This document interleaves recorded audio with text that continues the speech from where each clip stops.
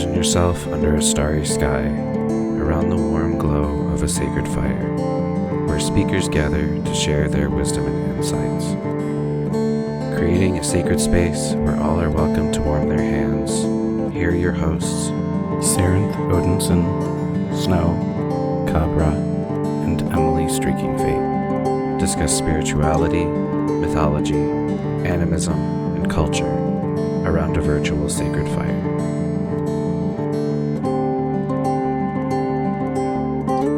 Won't you join us around Grandfather Fire?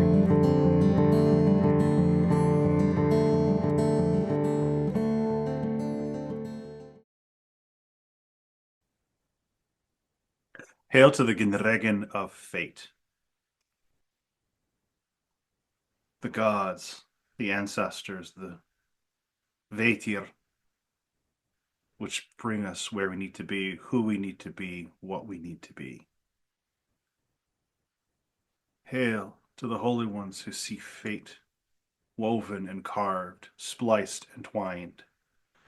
Hail to the holy ones who bring water from the well, who feed the tree, who cleanse the tree with good white soil and mud. Hail to the holy ones who keep reality moving, forwards and backwards, betwixt and between.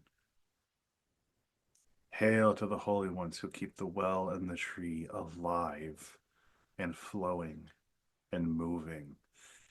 Hail to the blessed ones assigned each of us at birth and death.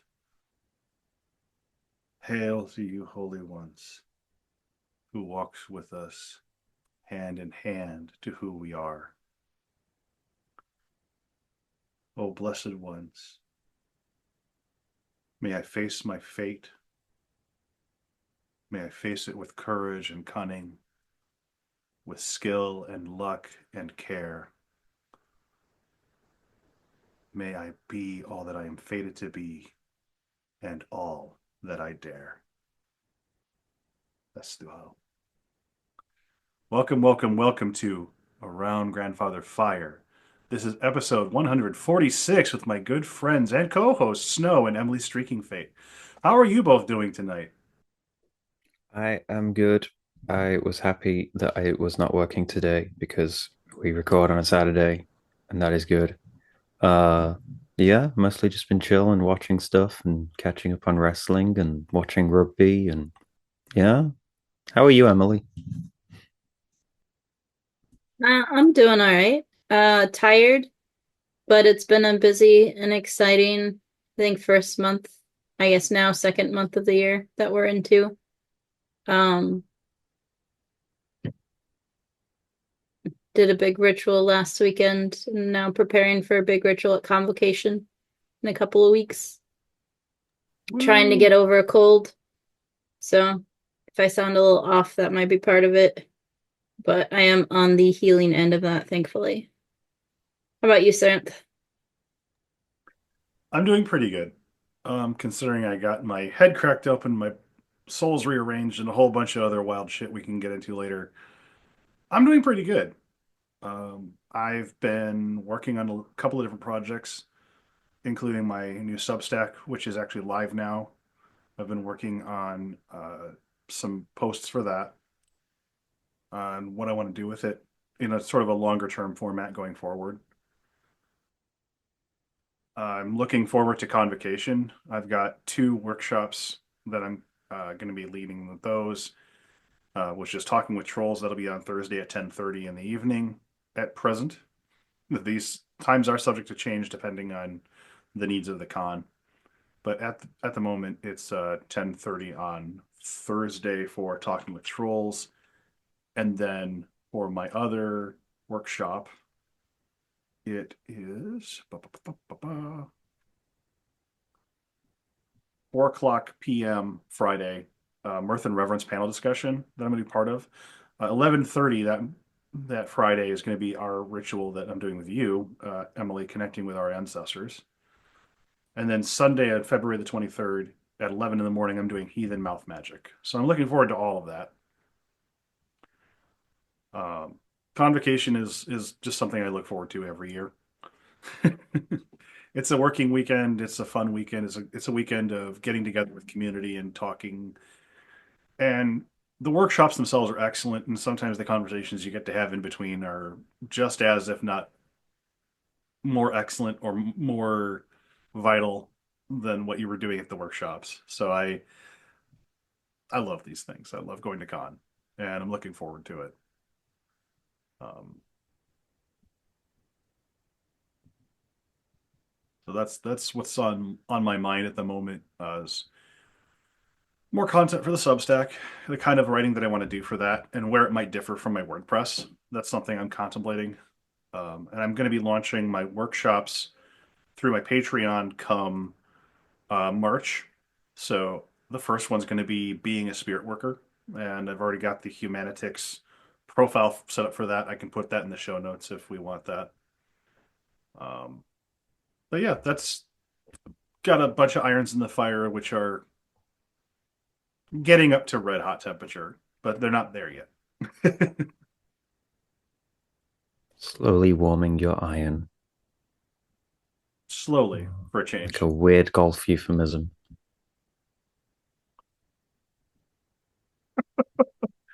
Sure, we'll go with that. Why not? That's why we put them in socks. And golf. Mm-hmm. So did you... No, go on. Mm-hmm. Oh, I was going to say, did we want me to read the advertisement block from Mother Tree Shamanism now? Sure.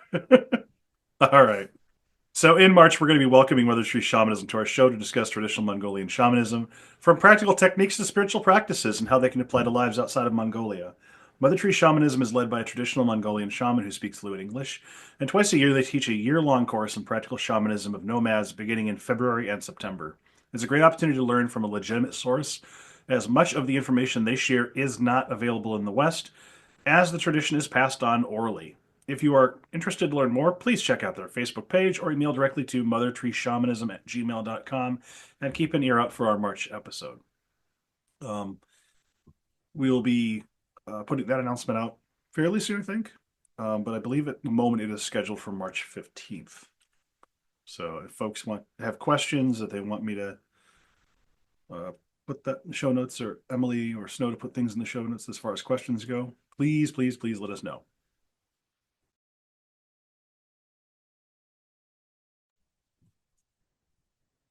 So did you want to... What happened with cracking your head open? Okay, so we can get into that. So welcome to 2025. Yeah, so a bit of backstory. About 2 years ago, I want to say almost 3 years ago now, we had a public ritual where myself and our producer Jason butchered a pig for a ritual feast. And one of the things that we had an intact skull. So one of the things that happened with the skull was Othin and Mimir wanted the eyes as offerings. So I said, okay, that's not a problem. So we had a sacred fire and we burned those as offerings to them. And at the time, Mimir said, okay. And in about a year, we're going to need you to eat one of those. And I said, what? You what? One of the things that Mimir put down as a challenge for me was to actually consume an eyeball of a cloven hooved animal. I couldn't cheat and do fish eyes because that would be just, way too easy. And part of the point of it was, the kind of this bringing the offering into myself kind of a thing. But the other part of it was this is an initiation path that I was starting to walk and I didn't realize it at the time.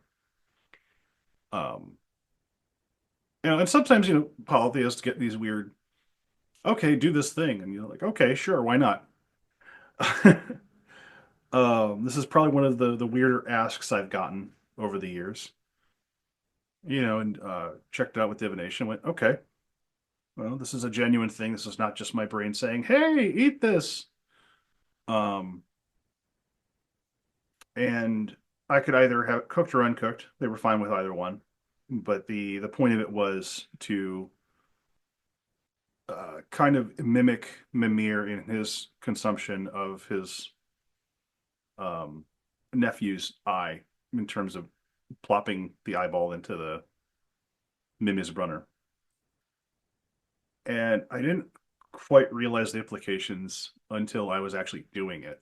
Because as I was taking this drink of an eyeball mixed with whiskey, uh, the sensation was that I was taking a drink out of his well at this point in time. So this was Mimir handing me a drink out of Mimis Brunner. And I was like, wow. It took me a minute to recover from because it was in the middle of yet another ritual where we had sacrificed, we had butchered a pig for the ritual and had barbecued its meat just like previous. And so I offered the first eye to the fire and I took out the other eye. To which my daughter delightfully pointed out, "Hey, Dad, are you going to swallow that thing?" And I was like, "Yes, sweetheart.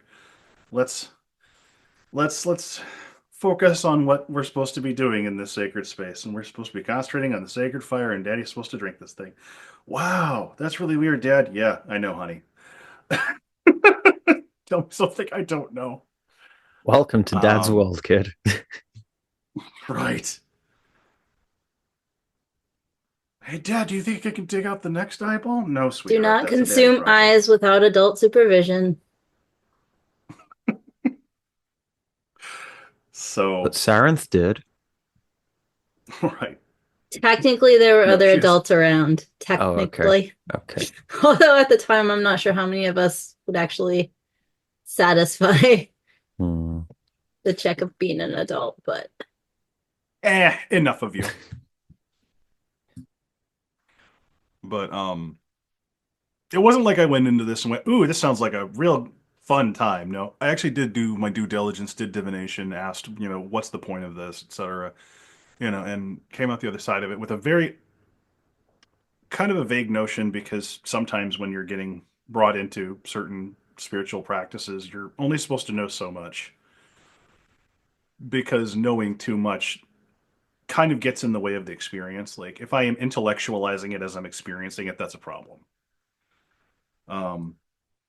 So I was told enough that I knew what I had to do and a vague understanding of why, but it wasn't until I drank the whiskey with the eyeball in it that I was like, "Oh, okay, this is a key, a trigger, an initiation." Okay. And I don't recommend it to anybody, just like as a like across the board thing for the audience. Like if you can avoid doing things like this, I fully advise you to. Um but this is definitely not a thing where I'm like do as I say, not as I do, because if you're brought to this, you're brought to it, and it's a choice as to whether or not you want to go through with it. But as the first part of it, I thought, okay, that's it. That's the initiation. That's done.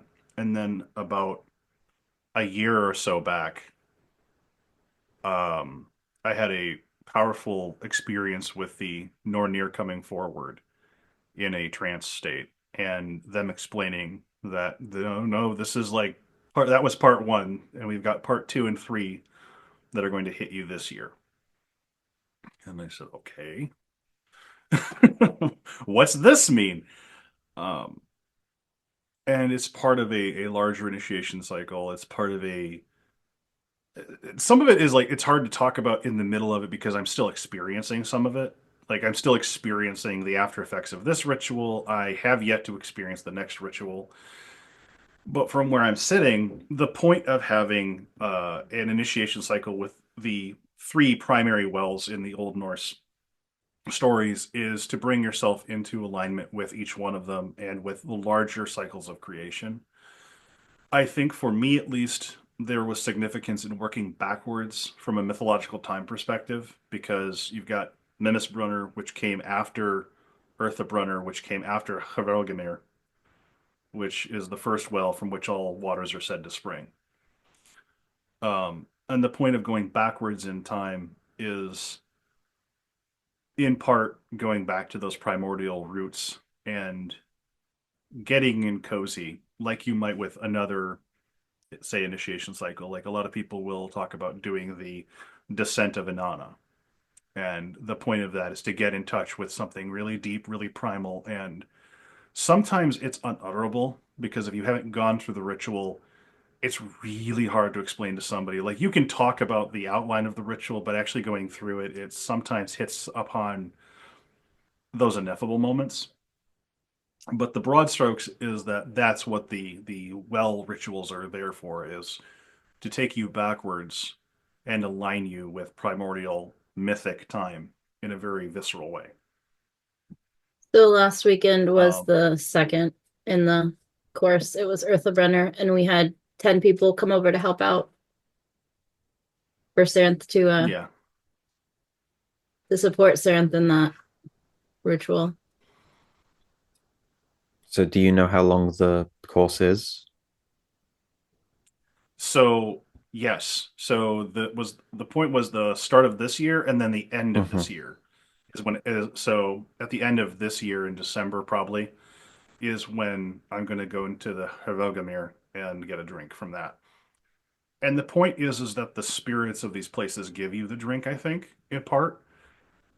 And I'm going to be honest, I don't know yet what spirit is going to give me a drink out of that particular well, because we know Mimis Brunner obviously has Mimir, Eartha Brunner obviously has the Nornir, but I don't think that there is a god or spirit associated particularly with Hervogamir. And that'll be an experience. I emphasize that this is going to be experience because people might get different people who do this ritual cycle might get different gods or spirits who come forward in particular ways for them. Yeah, and divination and bargaining or discussion was very useful in making this a less dangerous ritual cycle than it could be. There was definitely still a danger level, but Mm-hmm. the bargaining and I think it's a useful thing that not everybody thinks of when they're asked to go through initiations by gods and spirits, is that you can ask for certain things to be shifted a bit depending on safety protocol and other things. And sometimes they're going to say yes, and sometimes they're going to say no, but it is definitely worth asking to see if there's a safer way. Yeah, because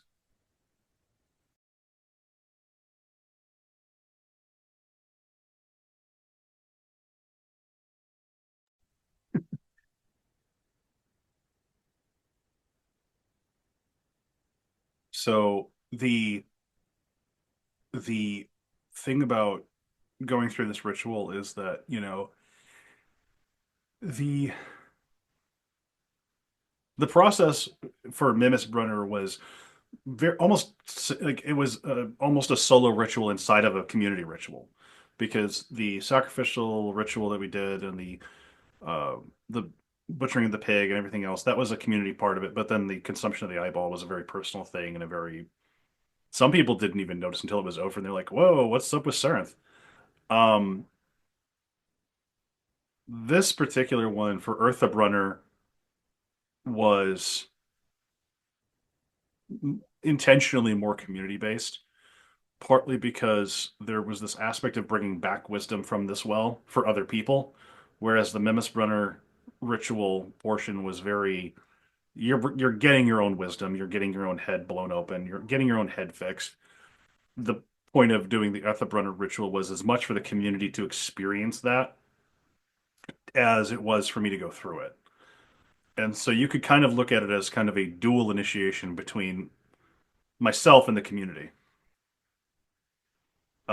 And that was very much as far as Earthabrunner went, that was very much the point. Uh, and it was something that was emphasized in divination. Like sometimes communities go through these things where it's like, yeah, we're going to do this ritual cycle, and they're intentionally choosing to follow a ritual cycle. Like I've seen it done with the descent and resurrection of Osiris. I've seen it done with the descent of Inanna, as I mentioned earlier. Um, and it seems like this is a particular one that has emerged for heathen groups. And the point of Eartha Brunner and I believe Havergelmir is to bring back some kind of wisdom that the community can actually use. It's not just gathering power for its own sake. Like that is part of it. Like a lot of these initiation rituals that I've experienced, like generating and gathering power, Megan, Hamingya, power and group luck. That is part of it. But there's also something with this ritual with Eartha Brunner, which was tying the community tighter together. And there's this feeling of twining, right? Like when you're getting ready to ply yarn or you're getting ready to put together a project for weaving, you've got to ply it first and then you can actually like work with it. Otherwise, your string is going to be too weak for the project.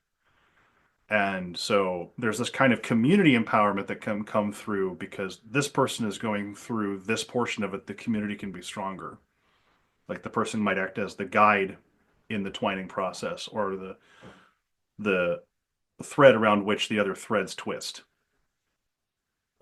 It's not that the person in the middle is more important. It's just that they are setting the place or they're acting as the guide wire, if you will. I think that Go ahead. kind of communal aspect is also going to make it a lot more comprehensible and tangible. So if you're getting things from the experience and there are people around you guiding and checking in on things and stuff, then people who are less esoterically inclined can still kind of get something from whatever's going on and be involved to whatever degree. Yeah, that's actually really an excellent point. Yeah. It's part of why we do ritual, right? Like when we do ritual in groups is so we can all have a collective experience, even if we're not having the same esoteric experience. Yeah, I am grateful that we had so many people willing and able to participate and help out because I think at least 5 of the people came from places that were like an hour and a half away. Like a one-way drive was an hour and a half or so just to get here. And we had a few people that were designated as ground crew to help check in and check on everybody else. And everybody that came had a role. It's something to do, and everybody's presence was super, super useful. So yeah, I am very grateful that we have like an active community where we are. Yeah, same. And part of the thing for people who were involved that I wasn't sure how things were going to turn out once I went through the initiation process, but coming out the other side of it, part of the point is to, as we experienced it, was to have a sit down dialogue with the Nornir and ask questions if you had them. Through my body. It wasn't really a full blown Sarenth is completely in the trunk possession ritual. It was I was kind of alongside, but I was kind of not. It was very interesting. To borrow a doctor who referenced wibbly wobbly timey wimey, I was present but not driving, if that makes sense. In which case, it helps that you've got all those people around helping it run smoothly, and you've got more checks than a Prague airport. Yeah, like having people who can check in, like who are we talking with, what are we doing, having ritual protocols in place so that people know their roles and how to interact, and having a lot of this stuff as much as you can for a mystical, powerful ritual nailed down ahead of time so that there's enough solid ground everybody can launch off of without everybody's brain scrambling when things get rough or real or challenging. I say that not really knowing precisely what was said during that portion of the ritual because I wasn't really there. And that is a blessing and a curse because like this crowd understands that if I'm in trance generally speaking, I'm not going to remember a fucking thing. But when I've done workshops otherwise where I've been in trance and I come out of it, I have people who will ask me, like, well, when you said this, I'm like, I don't know what you're talking about. That was, for one, it wasn't me. For two, that was when I was in trance, and I have no recollection. I have shit recollection to start with, and trance work makes it even worse.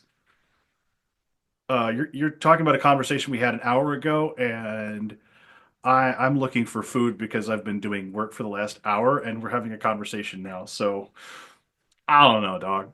It, It's one of those. I've slept since then. Right, right. well, and it was interesting because this is one of the few rituals I think that we started off with food because it was going to be such an intense ritual. And we had someone like monitoring Sarah's blood sugar during it. Because that was a thing. That's right. I forgot about that. Somebody was monitoring my blood So sugar. like initially it worked out so that like we had pizza and stuff for everybody beforehand, and I'm like, how is this going to work? And I'm like, no, this is the right way because it's such an intense ritual that we need the food on the front end and on the back end. What was I thought was really neat was it was pointed out to me was my blood sugar went whoop up and then it went down into a steady state for the duration of the ritual, and then I think it went down again once we came out of it.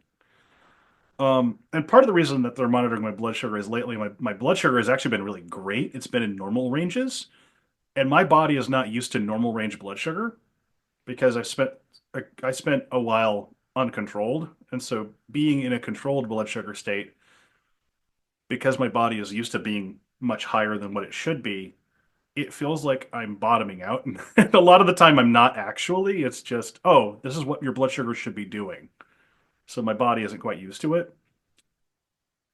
But it's also been dipping lower than normal blood sugar. It has been going really kind of neat. low a lot more often than you're used to. So having somebody monitoring that was really helpful because there was a point where they needed to say, okay, we need to wrap this up and get some stuff into Sarenth to make sure that we stay in a safe range, which again is like safety and with these kinds of things is of primary importance.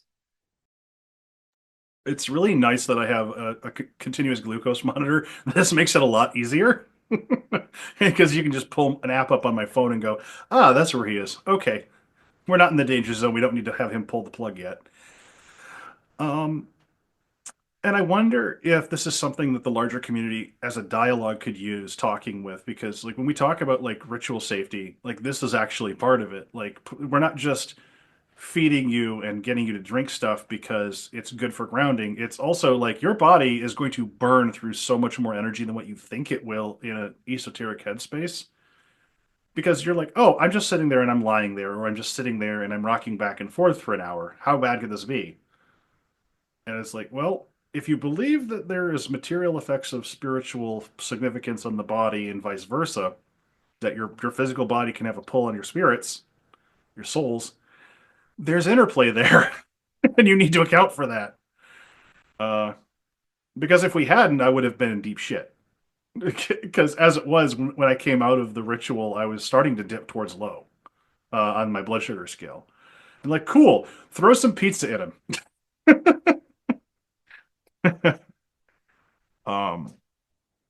It's one of those things where having a really informed and on the ball community is so important because safety is number one. Right? You need to be able to, even if you're going through a death and rebirth experience, it should probably be much more spiritual and metaphorical than it should be a literal death and rebirth experience. Although that's a separate conversation. And this is one of the ways you make sure that the death component stays as much at bay as possible.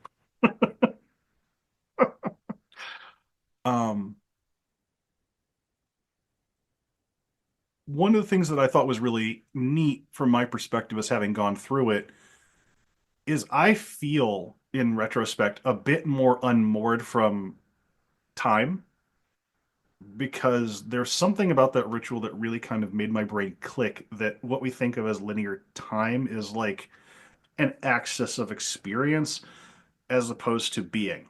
Does that make sense? think so. So it's something that I encountered with Karen Beck Peterson's book that Emily let me borrow. The Norns and Old Norse myth. I think it's Karen Beck Peterson, and it's her book on the Norns. It's something that she points out is that fate as a concept isn't like talking about a place and time. It's more like if you were fated to do something, it's because you were set up to do that thing. Like if Sarenth is here to, I don't know, make nachos. He is fated to make nachos, not at a particular point in time, but because that's what he's here to do. Like the time is like, oh, it's not immaterial, but it's almost, you can take a mulligan on it as to when it happens, but nachos will be made. Right. Hmm. And that part of that conception of time has to do with like the function of their names in terms of the Nornir that we know of, Urthur, Verthandi, and Skuld, because Skuld doesn't translate directly to the future. There's aspects of it, and it's one of the things that Karen Beck Peterson goes into is why her name is often translated into the future. It's not just because of the association with the Morai, the Greek fates, but it's also got some teeth to it, but it's much more metaphorical. And what Skuld's name translates to is debt. And she's said to be the youngest of the three. And this isn't quite about linear time thing. You know, when you're sitting down, you're reading the sources, you know, you're kind of like experiencing the sources with the baggage of all the things that you're thinking and all the things that you've ever thought about in terms of past, present, and future. And if you're translating Skuld's name to future instead of debt, there's an entire mind shift that happens with that, right? Because you're not really talking about the future, you're talking about like what is owed to the future, what is set up for the future, what needs to happen for the future to come to pass, that kind of thing. That's interesting. I'll have to look into that because I know in Baushat's The Well and the Tree, he talks about them as being what has been, what is becoming, and what shall inevitably follow. Mm-hmm. So if you're saying that this person has worked out Skuld as being debt, then that's a different take that I haven't come across before. Because it's interesting and revolutionary in terms of your thinking about how the concept of what the future might be works. Because Baushat's whole thing is that the ancient Germanic sense of time was bipartite rather than tripartite. And so it's the past or the present and the non-present, or the past and the non-past. And so there's what was, and then what is happening in this very moment, what is becoming, and then what shall inevitably follow as a result of what has been, as the past is ever growing and being fed by what is occurring in the present. I think that actually works really well with what Karen Beck Peterson's pointing out. That bipartite idea of time as there's the present and the non-present makes a lot of sense. Especially when you dig into etymology of Verthandi's name, Urthur's name, and both of them being etymologically related, and one being the past participle and the present participle, I believe. I'm not very good on my verbiage. Don't quote me on that. Definitely read the fucking book. But there's interplay between Urthur and Verthandi, and there's a scholarly point of thought, and I don't think Beck Peterson agrees with it, but some scholars have made the thought known that not that they're hypostases of each other, but maybe that Verthandi is an inclusion from Snorri in order to make this thing make sense. And I don't think I agree with that either. Like, it doesn't track, at least as far as I see it. And whether we're looking at a weaving metaphor or a spinning metaphor or a carving metaphor, it doesn't make a lot of sense from that perspective either. Yeah, and then the whole idea of kind of feeding the well and the well being replenished and feeding the tree, which then cycles back into the well, and kind of the past ever growing and moving everything forward kind of falls apart under that theory. Right. That's one of my bigger issues is that cosmologically this makes no fucking sense if you take her out. But I mean, consensus across the board is pretty much that it is a different system to people's idea of the three Watis or the three Moirai, or this kind of classical idea of past, present, and future is very much kind of viewed as a different thing.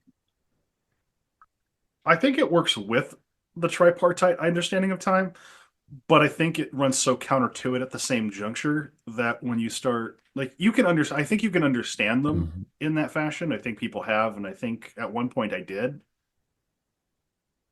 But partly because of as a result of this ritual, but also as a result of digging into the source material even further, you kind of lose that. And I mean, Especially, no, I was ahead. going to say, and it's also interesting if you look into ancient Greek stuff and ancient Egyptian stuff as well, where you see simultaneously a concept of linear time and a concept of cyclical time, and those two things existing simultaneously, and kind of the one being contained by the other and coexisting with the other, which then is also going to impact kind of mystical experiences and greater philosophical musings. So when you're having all of your mystical esoteric experiences where things don't necessarily occur in linear time, that kind of could fit with that. Yeah. And I think that some people have put forward, oh, linear time is a trap. Like, no, linear time is just unfolding in the similar way that the Mobius strip folds back in on itself. Like, you can see that there's a point in time where you're here and then you're there, but then eventually you're cycling back. And I think it's important to note that it's not a circle. Like, it's a cycle. It's not a circle. And there's a difference there.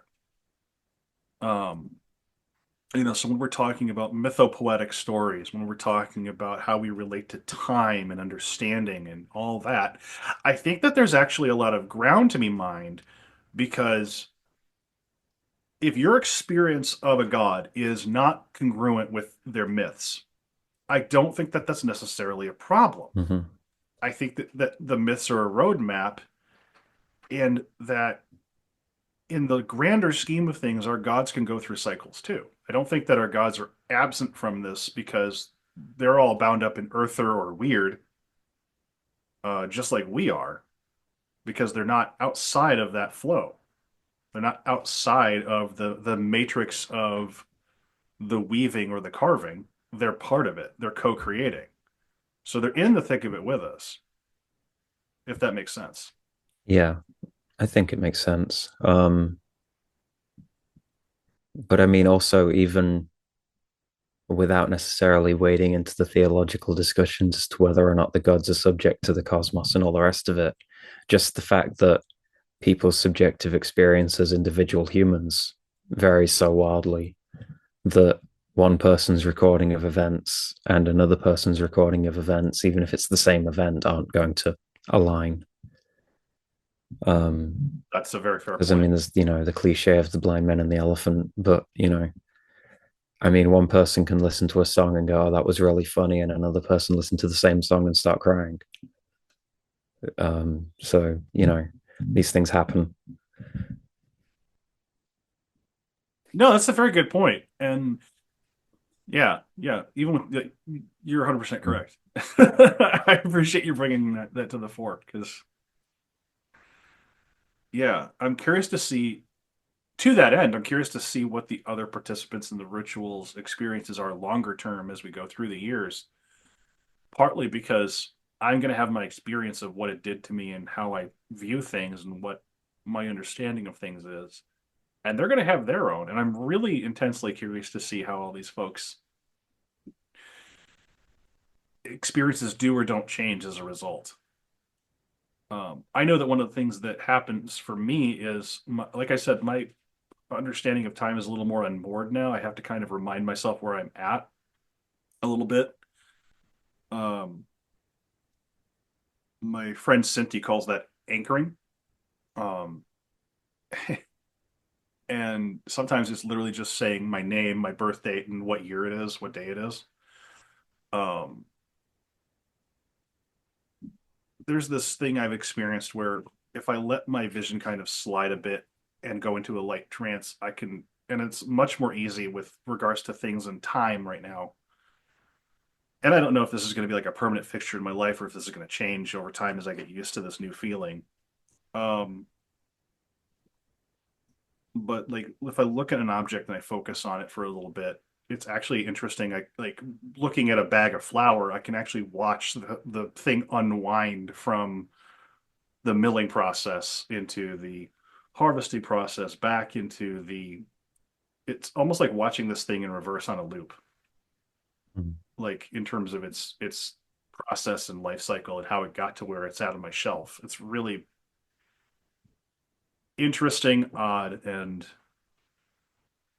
it, a little disruptive, if I'll be honest. So I try my best to just tamp that down and not do that too much, because hence the anchoring exercises I'm doing. I'm falling into it a little more easy right now. And I'm not, like I said, I'm not sure if that's just a permanent fixture in my life now where I have to be more concerted about staying in this space time, or if I'll just get used to it and it'll be something that passes. I don't know yet.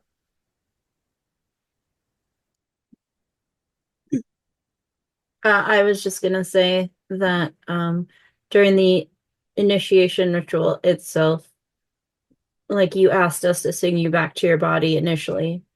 And so I think the anchoring process of you coming back and making sure and checking in on a regular basis will, I would not be surprised if that is a long-term thing. As like a way for you to be able to find your own chord. But the fact that we initially needed to sing you back, I think is relevant because of how far out you were, and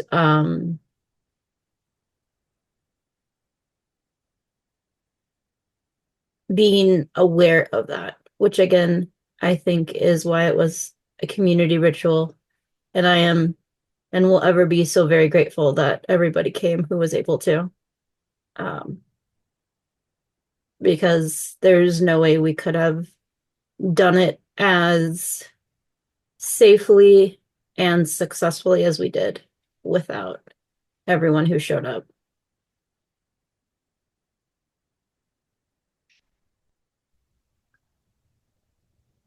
I think, in a way, esoteric experiences are a lot like abstract art in that they're not for everybody and they're not meant to be for everybody. And the creator's not going to tell you what your interpretation ought to be. And everyone who tries to experience it comes away with something different, anyways.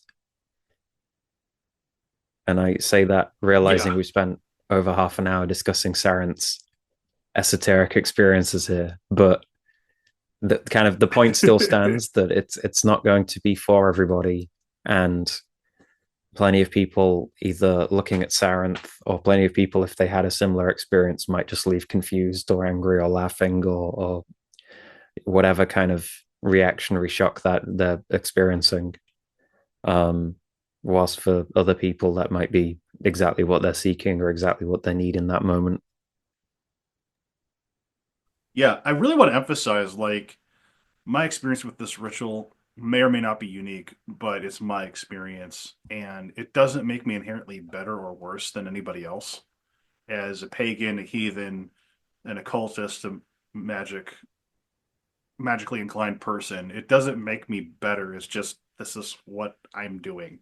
Like it doesn't confer on me anything in terms of I'm more holy or whatever. It's the experiences that I was asked to go through and the experiences that my community helped me go through, and that the things that I brought back from that experience were relevant and helpful to the community.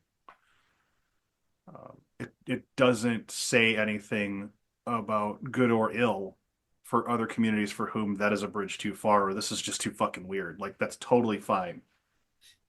I like really want to emphasize that if this is not your cup of tea, that is absolutely fine.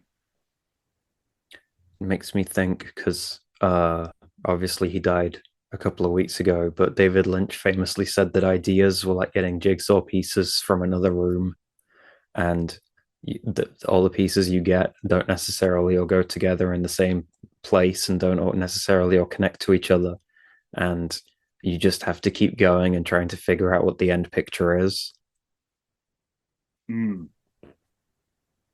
Yeah, can you talk like okay, so I'm not really big on David Lynch. Can you explain a little bit about who David Lynch was and his impact on you? Because it sounds like he's had a pretty profound impact. Sure. So, I mean, I won't go right the way back to, well, he was from Montana and was an Eagle Scout.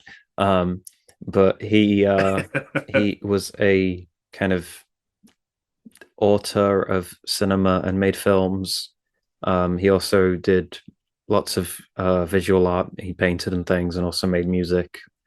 But he was very much a sort of experimental artist, avant-garde artist, and made interesting, weird, abstract films.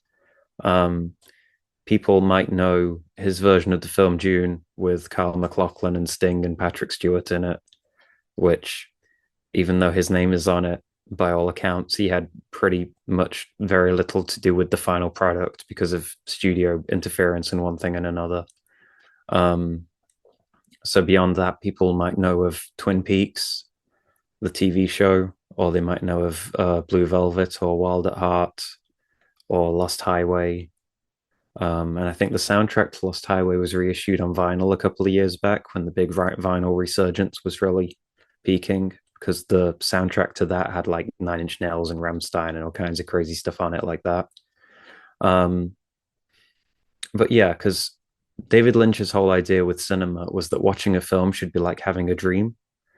And so for him, the perfect kind of viewing experience for a film was to be in a silent room, a dark room, and there's just a big screen in front of you.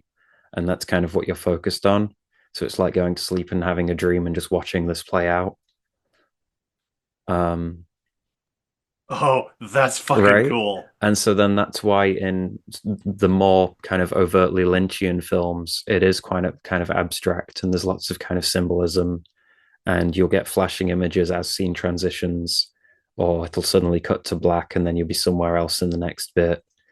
He likes like montage stock footage of roads and the lines on roads, and that's often viewed as kind of metaphor for time passing or being in a different location, that kind of thing. Or the traffic lights will suddenly appear on the screen and then change colors, and that's going to potentially indicate the mood of the next scene or something. So it's kind of interesting. And so that idea of film or art as being dreamlike is kind of interesting. And so you talking about your esoteric experiences kind of makes me think of that, because his films and TV and Twin Peaks and things aren't necessarily linear and aren't necessarily kind of playing with those kind of famous Hollywood archetypes and things like that. Like, it's not a big Avengers type film or whatever. You often do leave after the first thing just kind of scratching your head, being like, I'm not sure what I watched. I think I like it, but I don't really know. And then you kind of go watch it again and be like, oh, I thought that was that, but now I think it's that. And famously, he never said what any of it meant. So yeah, to my earlier point, it's like if you have an esoteric experience or whatever, you can do divination and ask the gods, and they're not going to tell you outright explicitly what things mean necessarily. You kind of have to muddle through and figure it out. I had so this isn't a Lynchian experience because, like you said, Lynch was very much not involved with Dune. The kind of vibe that you're talking about, though, I got from watching the movie Koyaanisq Stasi, where it's a lot of apocalyptic imagery spliced together with various celebrities talking either over it or in front of the camera, and just the very almost fever dream quality. Okay. And it's really fucking weird, and it's a trip. It really, like, I haven't done drugs, but I hear tell that Koyaanisq Stasi and films like it are very similar. And it sounds very, very Lynchian in that dreamlike, hypnagogic kind of state. Yeah. And because I mean, like, everything. The famous Chilean director Alejandro Jodorowsky made kind of weird kind of vaguely psychedelic abstract films in the 60s with El Topo and The Holy Mountain, which I think came up when we had Reverend Eric on the show briefly. Hmm. Um, and there's loads and loads of overt religious symbolism in those very abstract films. Um, but even things like Wes Anderson films can be full of symbolism and metaphors and things. And the way that Wes Anderson, like his sets are almost very Stanley Kubrick like, in that everything is very precise and measured out. And there's a reason for everything you see in the background. And you're supposed to get something from all of it, even if it's not necessarily in your face. So things like, is it the Grand Budapest Hotel? Yeah, was Wes Anderson, or Fantastic Mr. Fox, or was it Asteroid City? Was the recent one? Yeah, I'm actually looking up Yeah. his film career. Bottle Rocket was his first Hmm. film. Rushmore, The Royal Tenenbaums, The Life Aquatic with Steve Zissou, The Darjeeling Hmm. Limited. Um, he also did Hotel Chevalier, which is set in Paris. It's a prologue to Darjeeling Limited. Moonrise Kingdom, which I saw and I thought was fantastic. Um, the Grand Budapest Hotel. I've seen bits and pieces of it. I need to actually sit down and dedicatedly sit down and That's a watch good it. film. But yeah, I definitely agree because like one of the things like that I've gotten into lately is looking at synopsis and breakdowns of stuff. Like I've seen Stanley Kubrick's The Shining, so I know what you mean when you talk about like literally everything has a fucking Hmm. purpose. And Wes Anderson is kind of in this mold too. And from what I gather, this is also a Lynchian thing, where everything has some kind of symbolic or literal purpose to the story. And I love that. I as a writer, as somebody who enjoys cinema, I may not be very like dedicatedly studied on cinema like other folks are, but it's one of those things where I love it when writers do that, where it's like, yes, the curtains are blue. They are literally blue, and they're also blue for Yeah. symbolic reasons. Because I mean, the interesting thing that I always found about film is that it's kind of all the arts in one package. Because you have music, you have you have painting, you have visual art, you have costume and fashion, you have the writing and the script, you have the acting and the dialogue. Like it is literally all of the arts in one package that you get.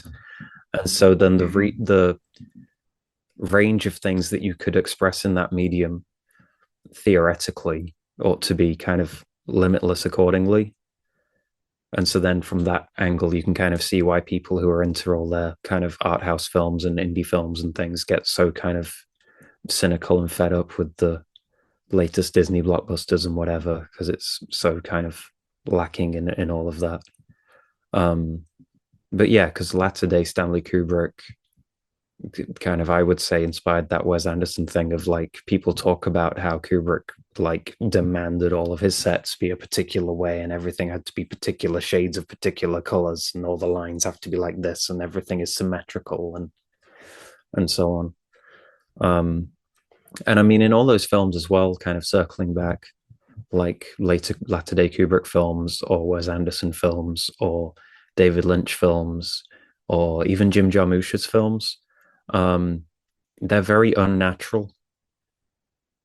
Because like Mm. even the kind of quote unquote normal parts where it is just kind of people having a conversation, the fact that those bits seem so normal kind of stand out, and it can often seem very stilted or very wooden or very hyper realistic or very uncanny valley. Um, and so again, that kind of harkens back to that point on it being sort of like an almost esoteric experience or like a vision or like a dream. So actually, this kind of coincides where I think the intersection with theater and with not only acting but all of the stuff that you've mentioned with regards to movies, I think also applies very much to Mm-hmm. theater. Um, and I think that there's the added component with theater, especially for theatrical productions that intentionally include audience participation. Right. There's a dimensionality to theater that you literally cannot have with Mm-hmm. movies. You know, you can't have when we did Antigone, the opening scene had us filing soldiers into the uh the theater from the back and having them come up onto the stage. When we did Women of Troy, the Trojan horse opened up and became the backdrop for the set. And the costuming for that particular production, and mind you, these are high school productions, but I remember them very fondly because they followed a lot of the same principles you find in professional theater troops and university theater troops, where the symbolism might be very subtle or very heavy-handed. In our case, it was a direct commentary with the Women of Troy on the Rwandan genocide, so we had military fatigues on. I was playing Agamemnon, and he's a fun villain to play, but when I started looking into the Rwandan genocide, because our director had us go look at the source material for why we were making the points we were making, I went, oh, we're gonna start some shit because of the way that the audience is actually participating in the story. You're seeing the horse open up and we're marching out of it. Yeah. With a barbed wire fence behind us. And I know in particularly with actors, people talk about there being a generation divide with actors, and the divide is those who started in theatre and those who got to go straight to TV or film. Because in TV and film, detail and subtlety are really possible because the camera can be right up really close, which then puts the audience really, really close. Whereas in theatre, that's impossible. But you can have an interaction in theatre, and you can deliberately decide to pause things in theatre and make seconds last for an eternity as a conscious decision as an actor. But to your point, you can feed off the audience in that very moment. You can have the actors in the audience. You could have the audience on the stage. You can position things differently around the stage. But everything is much bigger on a stage, whereas everything is much smaller on a screen because their camera can get up close and zoom right in. And so people talk about that being the kind of divide as to where, first example I can think of off the top of my head, the original series and next gen of Star Trek, the actors were all theatre actors. Voyager, Deep Space Nine, and Voyager and Enterprise, they weren't. Right. And it kind of shows in how all the actors are approaching the scripts that they're getting, how the actors are or are not interpreting things themselves versus taking what production are telling them, and all those kinds of things. And so then this is sort of, There's also I think that it starts from the ground up too, because stuff that's made for TV now, the script treatments that I've heard people talk about, like with Star Trek, where they go back in these retrospectives over how the show developed, a lot of that shit is intentionally bringing in the theatrical elements, as in the theater, not as in movies. And to a certain degree, it was like, we have a very limited budget. What's in the back lot today? And that this is something that comes up with video games as well, that the limitations of the art style that you got that day, that century, or whatever, makes a big impact on what you're able, willing, and capable of doing in that space. Because, what we think of as pixel art nowadays actually isn't really pixel art when you look at it on a CRT screen. All the edges are smoothed out. So there's this entire generational divide between those of us who had CRT monitors and had, quote, pixel art in the retro format. And they're kind of, modern pixel art is very blocky and very stylized. And it's great. I love it. But it's kind of like the difference between theater actors and movie stars nowadays in terms of how they approach the craft of acting, is that, the theater had certain demands that it placed on you, like script writing, treatments. You can't make last minute changes to the script and send it off. You had to either fax it over, you had to literally run that damn thing over, or you had to make changes with pencil in the moment and then feed it back to the studio so they could update the actual script. There's a whole chain of knock-on effects from technology and art and cinema and everything else that chicken and egg it, right? I mean, also one of the things that I think is really neat about a lot of these auteur filmmakers that you've mentioned is when they get the studios off their back, how much more they're able to actually do. Mm-hmm. Yeah, I mean, a film like, I don't know, Jim Jarmusch's Coffee and Cigarettes would have never happened if Disney had been the ones producing it. Just what's your premise for a film? Well, it's a bunch of vignettes with people talking about coffee and cigarettes, and each vignette tells you something about life. What? Like, right. But you watch it and it's great. Just on paper, you go, well, the oh, cast includes Tom Waits, Iggy Pop, 2 members of the Wu-Tang Clan, and Bill Murray. What? Really? Oh, yeah. Oh, I gotta go watch this. There's no way that something like Disney or Universal are going to back that. And yet that's a Jim Jarmusch classic. I actually think that's a really important thing. And I think that this is where time and cycles actually is instructive, because what we're seeing with studios now is the same shit we saw when MGM was buying up all those independent studios and eating them. Oh, yeah. We're seeing it massively with video games.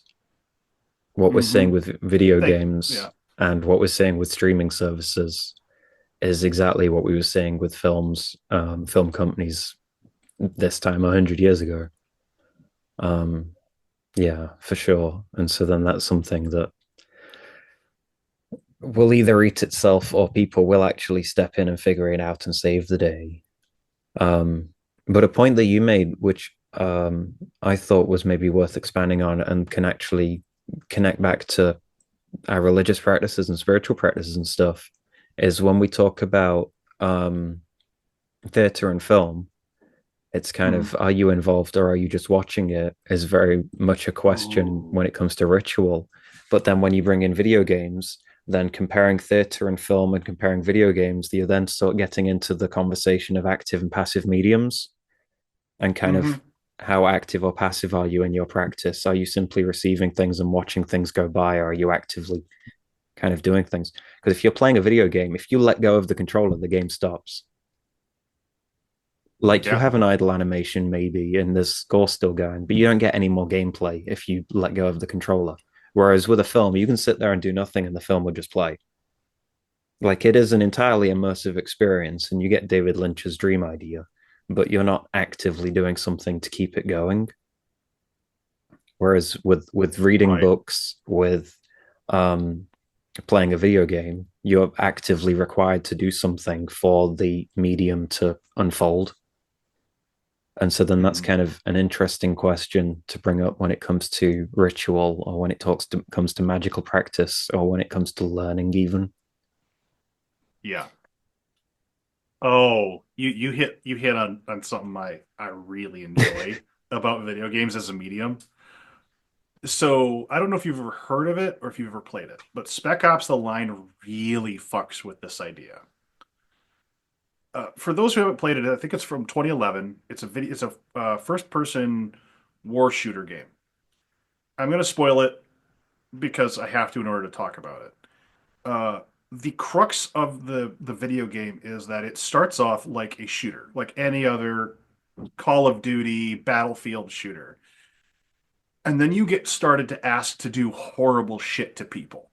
Because Spec Ops: The Line takes place in, I think, Afghanistan. And it actually rides that you're in the cockpit, you're making choices. You get different endings and different experiences depending on what horrible shit you do or don't do. If you are willy-nilly treating this like a rail shooter, your character is going to suffer from PTSD, and you get to experience that right along with them, with all the ups and downs and terror.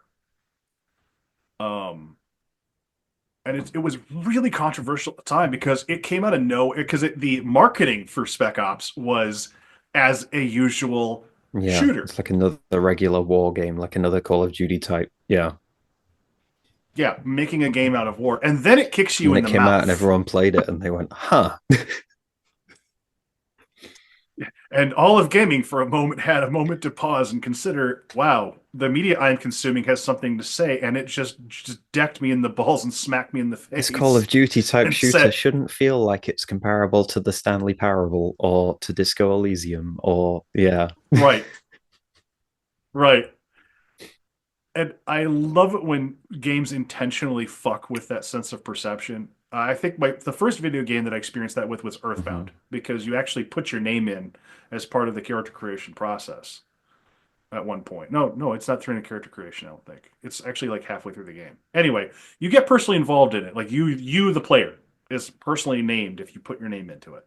And yeah, you're right. Like there's an experiential portion of video games, of certain forms of art that align very well with our understanding of religion. Like if you put down the controller, are you actually participating anymore?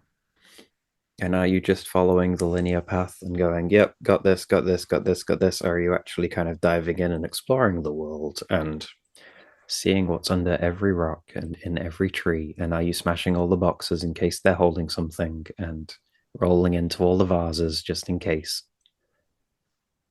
I mean, I can't go back to that fucking pottery shop anymore. Since I played Legend of Zelda, it's Like a bull in a china shop. Saren's got banned from the mead store. Another.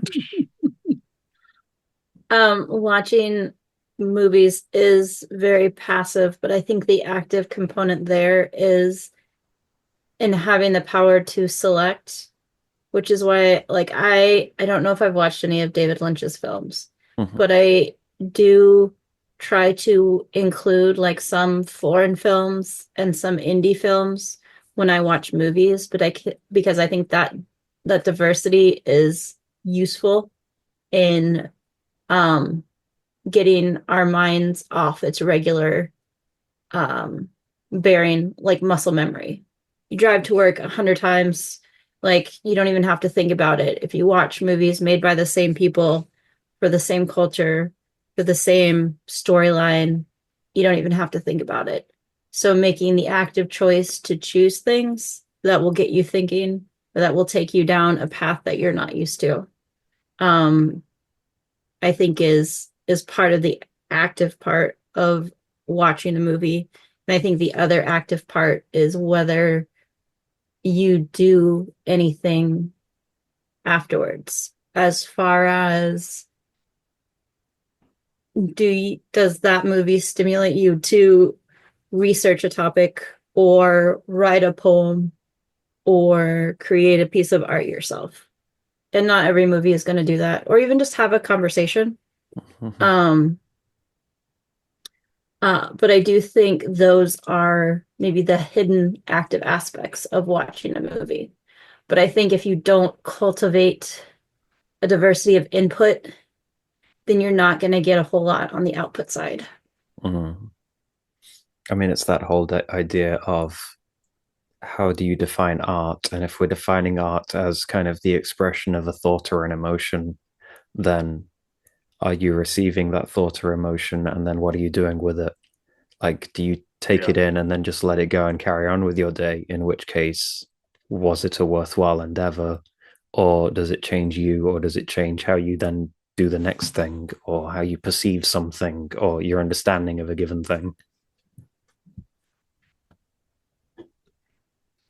I think one of the things that I find most interesting when contemplating what art is how surrounded we are by art in all its various forms, much more so now than we ever used to be.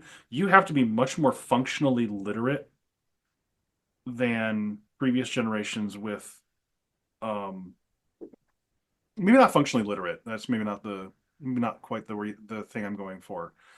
But if you want to parse anything below a surface level interpretation of things, you have to have a working knowledge of several systems all operating at once.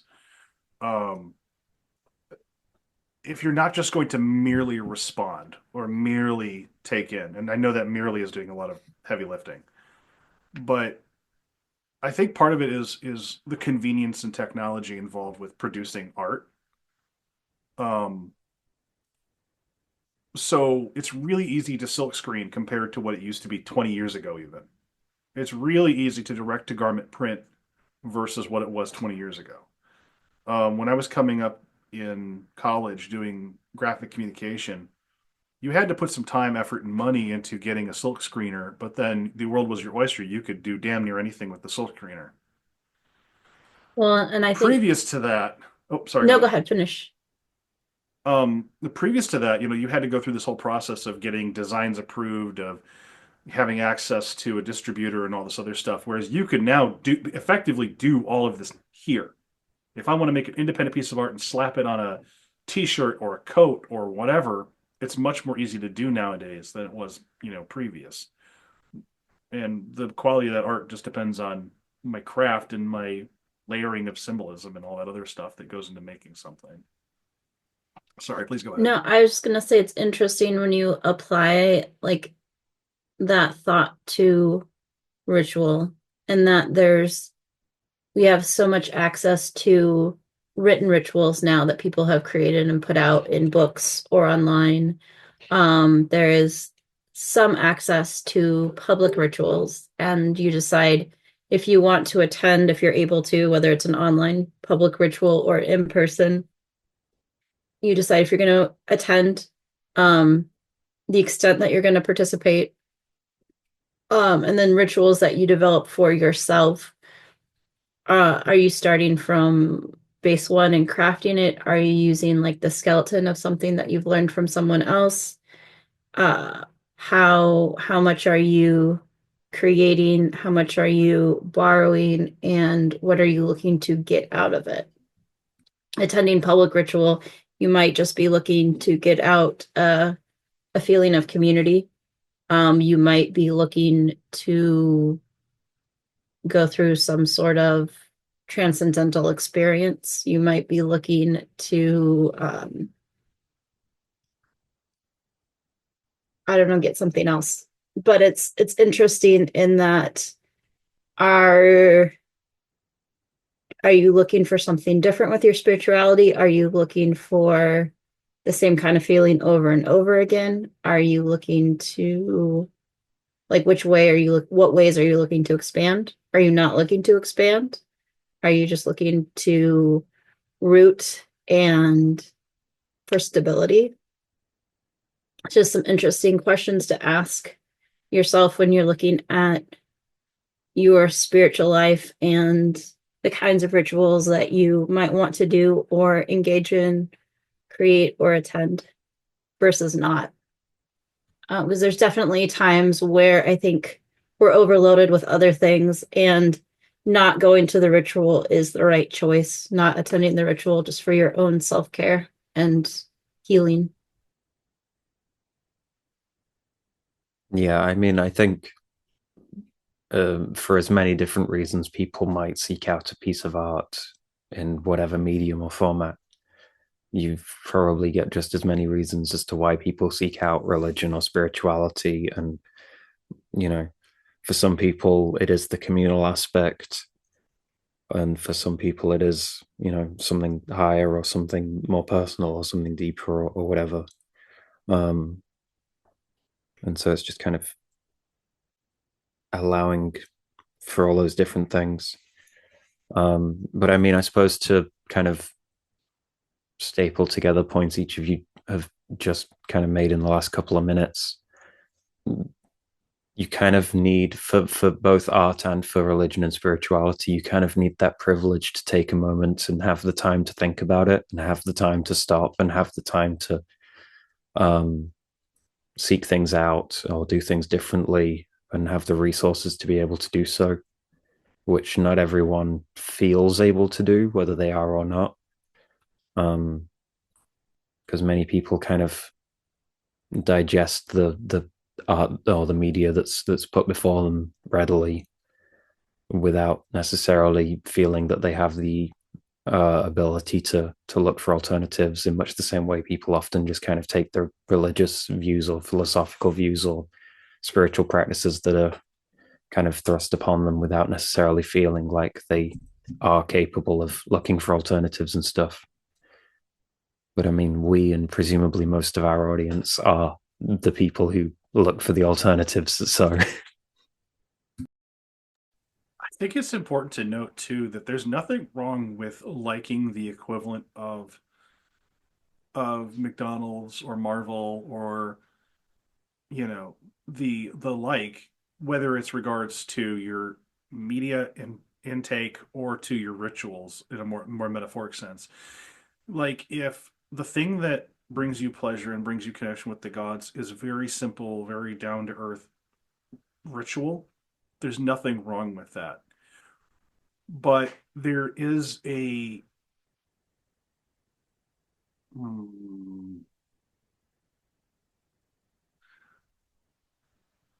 hopefully what is going on, ideally what's going on is not that you are just mindlessly engaged in a rote ritual or prayer, but that you're definitely in the driver's seat and you're doing these things with intentionality, with care, even if every ritual you do looks exactly the same from birth to death.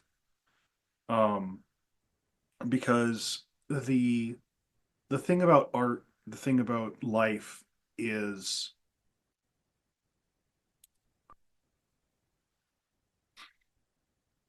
it's so multifaceted. To say any one thing about art, life, religion, I feel like I'm going to be out of step.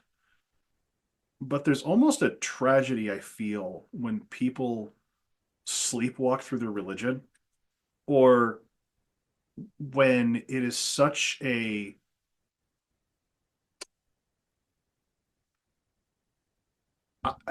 I kind of hold to the philosophy that like everything deserves some kind of contemplation, even if you're not going to think about it for a long time.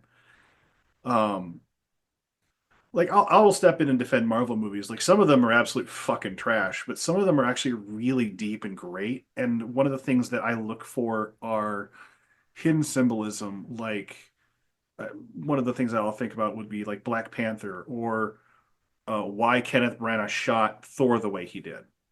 And Thor wasn't one of my favorite Marvel movies, but I could definitely see the theatrical influences that Branagh brought to it. Whatever you think of Branagh as a director. I mean, the thought that I've given to pro wrestling is probably more than others might consider possible or feasible. I was gonna say there's also no shame in liking trash movies. Plan B from Outer Space is a thing. God, what was that horrible movie you had me sit down and watch? Yeah. Was it Panther Man? Oh, Puma Man. Puma Man. Jesus. Yeah. Oh God, that was so bad. That sounds amazing. It is amazing. It is amazing, and I highly recommend. Anybody who's interested, I can give you a list of amazing and horrible movies to watch. Do you watch Red Letter Media on YouTube? Do you watch Red Letter Media on YouTube? No. So Red Letter Media, it's these guys out of Milwaukee, and they have a YouTube channel. They blew up years ago because of their sort of reviews of the Star Wars prequels when they were coming out. Oh, is that the Mr. Plinkett guy? And so they have a whole YouTube series called Best of the Worst, where they watch like B movies and random VHS tapes that people send in, and they have like random black spine tapes where they don't know what's on them till they start watching them. So they end up with all kinds of crap.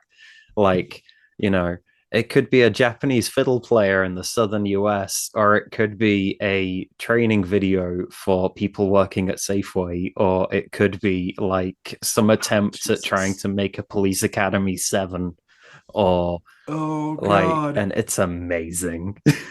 I was lucky enough when I was living in Nebraska, I had friends there that had cultivated a great B-movie section in their home library, and also other friends there that introduced me to the Nudist Camp zombie musical.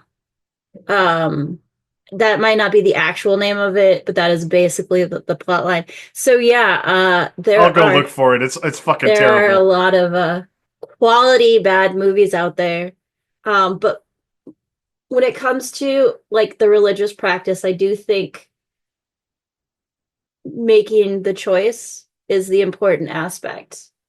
There is nothing wrong with your religious practice looking like a bad B movie if that works for you. Or for myself, I cycle through all kinds of different ways of doing things. There are times where it's a lot more formal and a lot more flowery. There's times where it's a lot more Puma Man style. and it works as long as it works for you and your spirits. Like that's the important part. Making the choice. Because I know that there are people that absolutely love McDonald's and that's going to be their choice every time. And there's nothing wrong with that. But if it's letting other people bring it to you and it's not something that you're like, oh yeah, this is actually what I want, then you might be missing out without realizing it. I mean, it's kind of a point that I've made before when people start talking about their kind of dreams of pagan religions becoming the world's major religions. And I kind of point out that a lot of the people that seek these out are the people that look for the alternatives. You know, we're the ones that didn't want to listen to the top 40 radio, so we went to go find other genres. With the people that didn't necessarily want to watch the new big summer blockbuster, so we went and looked to see what was in the back of the blockbuster stores. With the people that didn't necessarily want the religion that we grew up with or grew up around, and so we're looking for the weird alternative quirky things. And so if these religions became the major ones, then a big pull factor for so many people is just gone. And so I think a lot of the people who are here for that would just leave, and you would then lose that as a big draw factor for people moving forward. Mm-hmm. So I found it. It's called Nudist Colony of the Dead, and it is fucking terrible and hilarious. But you're right. You're right. And your interaction with art and your interaction with ritual needs to be something that's actually useful and speaks to you. So even if it's not my cup of tea, like there's plenty of religions out there that I will never engage in because I already know from the jump that evangelical Christianity is just not for me. I would make a terrible evangelical Christian. But for somebody, that's their bread and butter. That's how they get through the day. And I can have my opinions on it, but okay. let a million trees flourish as opposed to just one, right? Yeah, because I mean, I think one of the things that I got from so many of the different kind of alternative musics that I got into was that kind of sort of a fierce individualism in that it works for me. I don't have to make this work for you. And also just an openness to other ideas and things. And kind of, I mean, I'd written before about how in industrial music, they often repurpose ideas from the mainstream and use them in different ways to kind of subvert popular messages or whatever. And it's that kind of taking things and reinterpreting them in accordance with what you understand them to be or what you think they could be, rather than what the creator necessarily intended. Which is kind of an interesting way to approach ideas and to approach concepts and approach things. The notion of consistently remixing and reevaluating what it is you're taking in and then spitting it back out into a format that you agree with is one of the things that I appreciate a lot about industrial music, broadly speaking. And it's actually one of the things that I appreciate about the more recent trend in sampling music for stuff through EDM and techno and all that. So the trend for the last couple of, I don't know, like it's interesting when we went from like dubstep, which was like walls of noise, to sampling of this music, that music, this music, and some of the stuff that we saw come out of, like, especially during COVID with some of the TikTok channels I would watch, would be these guys would splice together shit from just random videos and make a really freaking great music. Someone will let Sarenth know there's about 30, 40 odd years of hip hop prior to when he's talking about. Oh, no, absolutely. Absolutely. Like, and that was one of the things that actually. Yeah. I'm getting there. I'm getting there. It was actually one of the things that non-linearly. Yeah.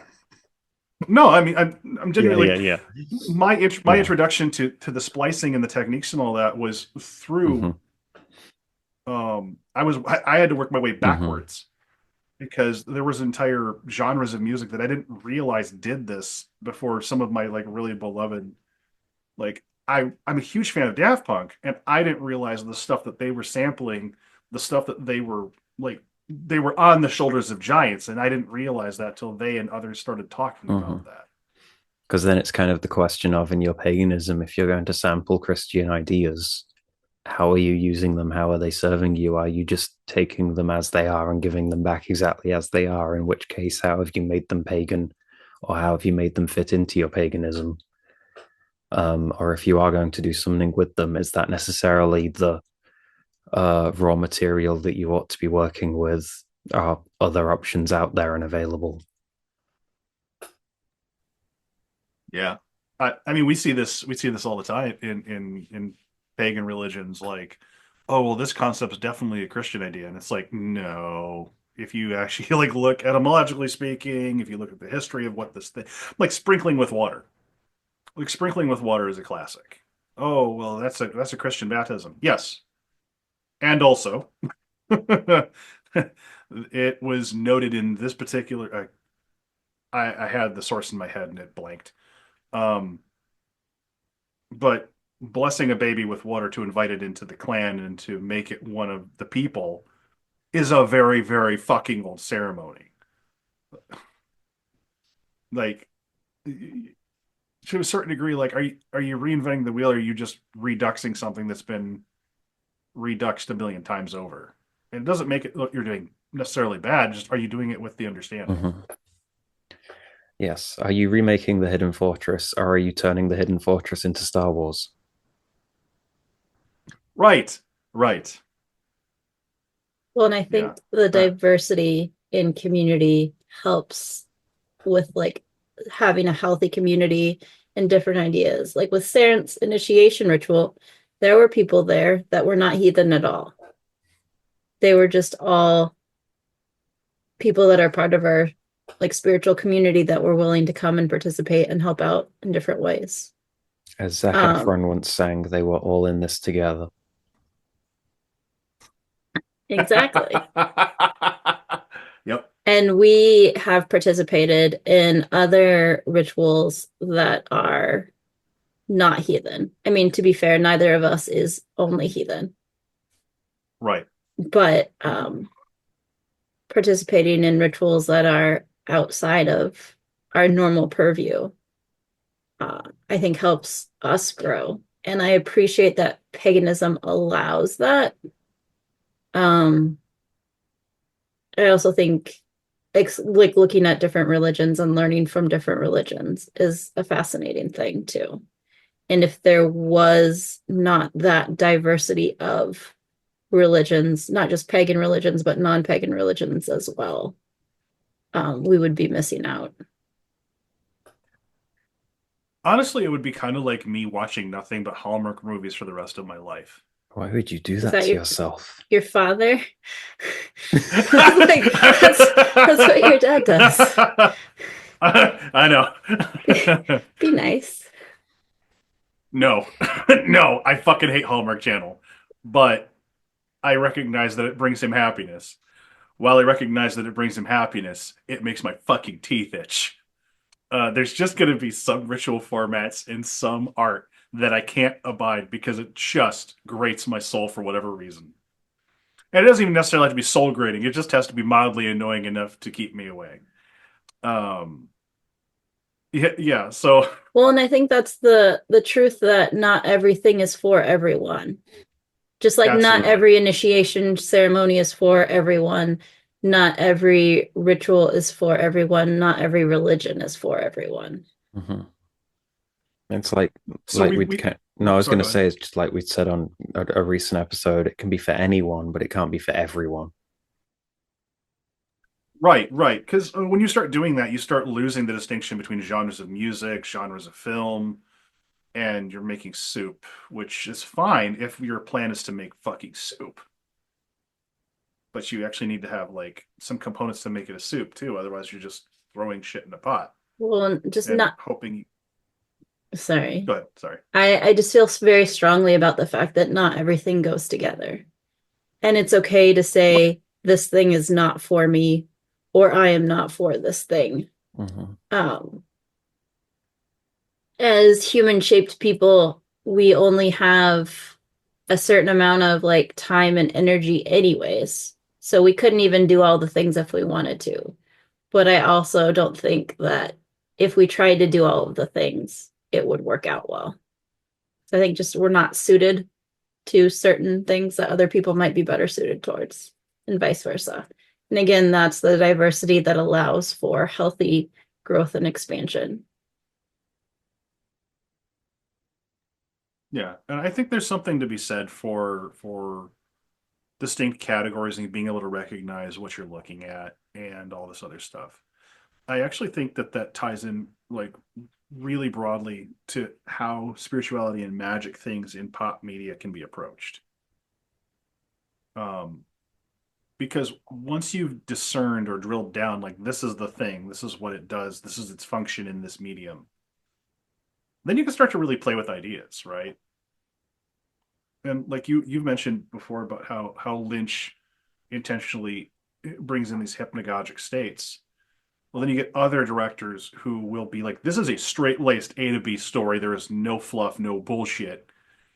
And they're almost anti-Lynchian in their approach. And I think that the interplay between how we as religious people approach these kinds of art and magic and things, I don't know. It was when you first brought this topic up, it was like, ooh, this is a really neat corridor of thought, and I'd love to go down it with you. Yeah, I mean, some films are The Expendables 2, and some films are the third series of Twin Peaks. No one is watching the Expendables films and going, oh, what a profound insight into humanity and international relations. That moment where Sly Stallone blew up that tank to solve that dispute with the drug dealers. This will really impact my life moving forward. That you kind of watch that film and go, yeah, Stallone blew shit up. It was awesome. And then, you go watch the third series of Twin Peaks and you sit there and go, wow, what does that all mean? Huh. Well, if that's that, and maybe that goes back to that, and oh, maybe it's non-linear. And oh, well, what if that and then that? And then we went back to when Bowie was in the film. And then, and you kind of get the same thing with religious experiences where it's like you can do a ritual and go, yeah, it was fun, and we were all in a room together and we poured the offerings and it was awesome. Like Stallone blew up the tank, it was awesome, and we all sat in the cinema and wanted to cheer. It was awesome. And then you also get moments where it's like, yeah, we're looking at this passage and we're all kind of scratching our heads and we each think it means something different, and that's perfectly fine. And this will have repercussions on things that we have yet to envision. Sorry, I have to correct myself from earlier. It's Plan 9 from outer space. I don't know why I always want to say Plan B. It's Plan 9.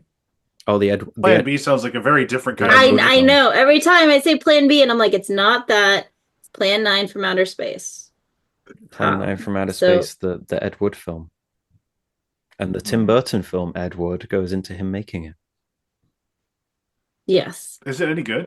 Plan 9 from outer space or Ed Wood? I showed you. Oh, no. I know that Plan 9 is fucking garbage. We watched it. But I was asking about Ed Wood. Oh, the Tim Burton film Ed Wood is fascinating. Okay. Because it is like watching an Ed Wood film, but as a biopic about Ed Wood made by Tim Burton. Oh, that's fascinating. Like, you want to know what it was like being a no-budget filmmaker in the early 20th century, or like the mid 20th century. Yeah. And like it's all in black and white and everything. Oh, neat. Okay. Because we've watched Plan 9 and I was just like, that's an hour and 15 of my life I'm never getting back. I laughed the whole time. And I think Ed Wood makes Plan 9 from outer space even more interesting as well, because it's kind of like, oh, and they did that because that guy died and they kind of still were supposed to have him in the film. And how do you have Bela Lugosi in a film without Bela Lugosi? Yeah. So you hire the first guy you can see and just get him to cover his face with a cape and go, yes, here is the vampire. Yeah. Oh God, it was so bad. which then led to Oh the man. decades of Hanna-Barbera cartoons having the vampires walk around holding their cape over their face like they were smelling their elbows. When really, Oh, okay, that really, makes there is sense. no reason for vampires to be doing that. But it looks good in Scooby-Doo, so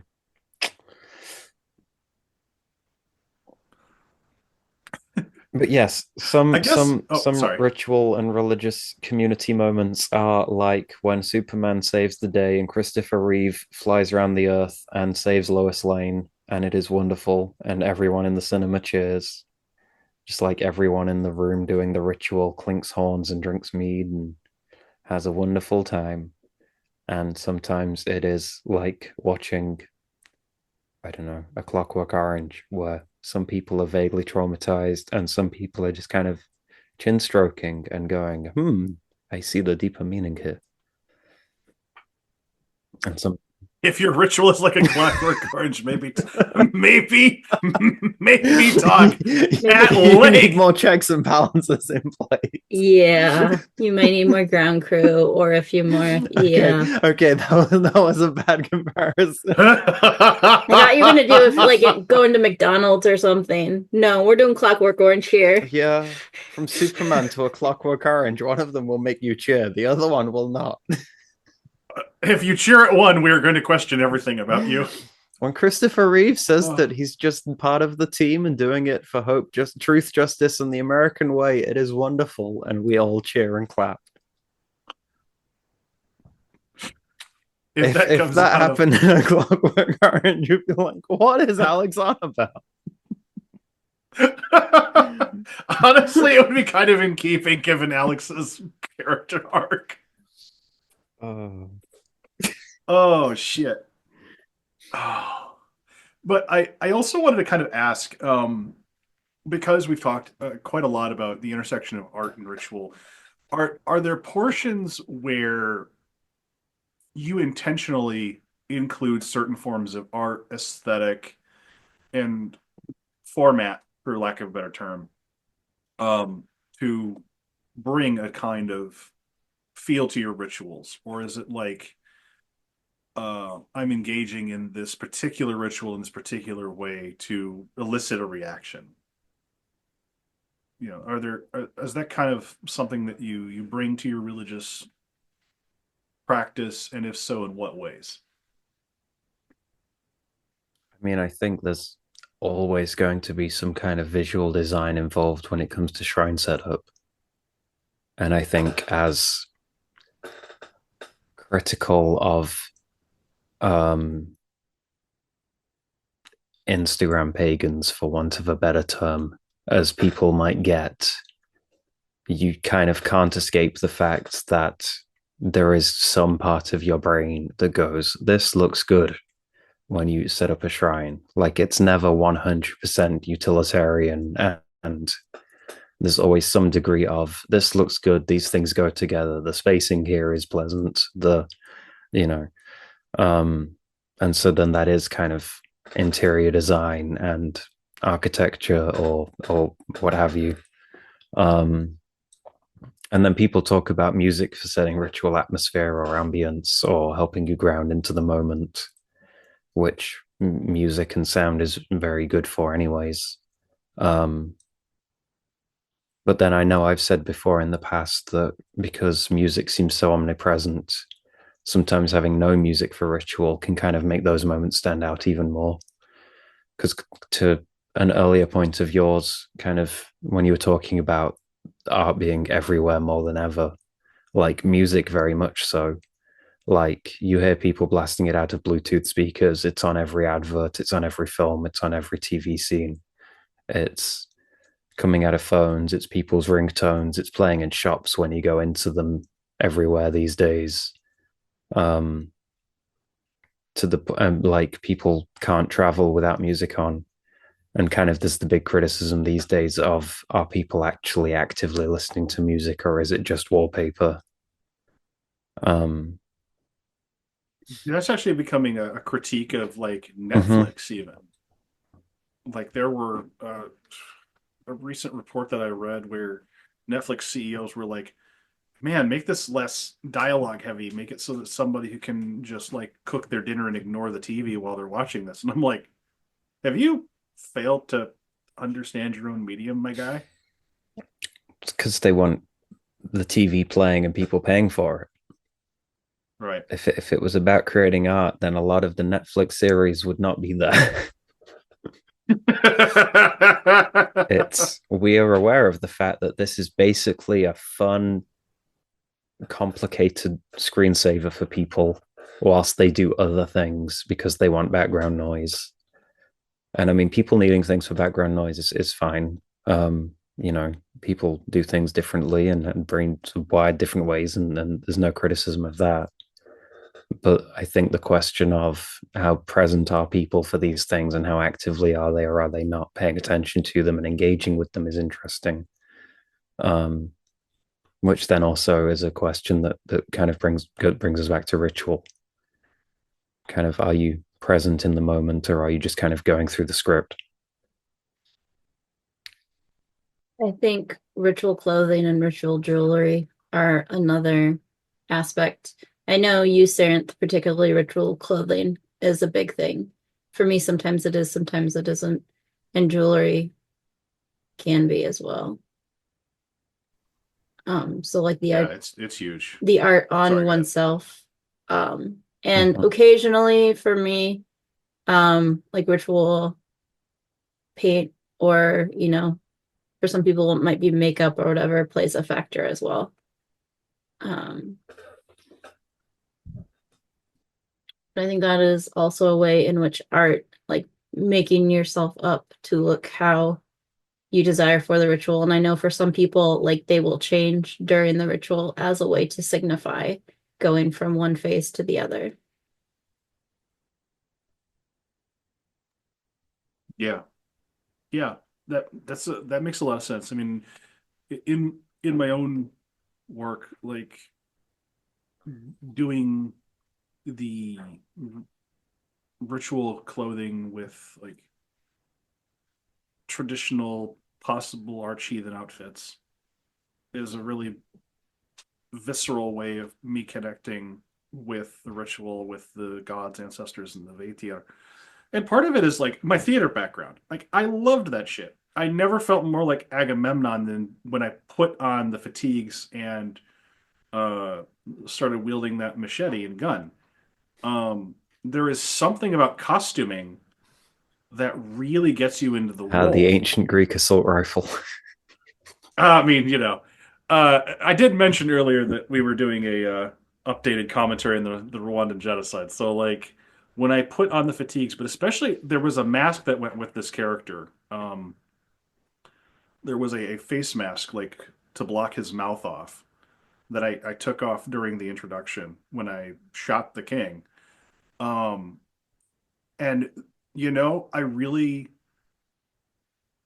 I enjoyed Darth Vader, but I got a definite feel of what it would be like to be him when I put that mask over my face. Because I'm suddenly not human anymore. I'm this inhuman butcher. And there is a mind shift that happens when you costume and it Mhm. hits. Um, I mean, that's what people talk about with secret mystery rites and things like Dionysian rituals and things of that nature, the Eleusinian mysteries and things, with them wearing masks and then wearing the mask having a psychological effect in that it can impact your behavior and let different things come out and so on. In the same way that, as you were saying, with kind of religious garbs, religious headwear, what have you, there is a kind of psychological shift of, okay, now we are doing this thing instead. yeah, when we did Antigone, which was very unlike Women of Troy, Antigone was almost a straight up Greek production of the play. There was an introduction sequence before the play even gets started where we do a full blown ritual to Bacchus, complete with like offerings and incense and appellations and the whole nine. So it's like a 10-minute segment before the play gets underway. And it was a total different mindset than Women of Troy. And it was really profound. And I find this a lot with like ritual situations where if you get like a token or something where you're supposed to like hold on to it and contemplate, it puts you into a different headspace than just, well, I'm going to show up and whatever happens, happens. It's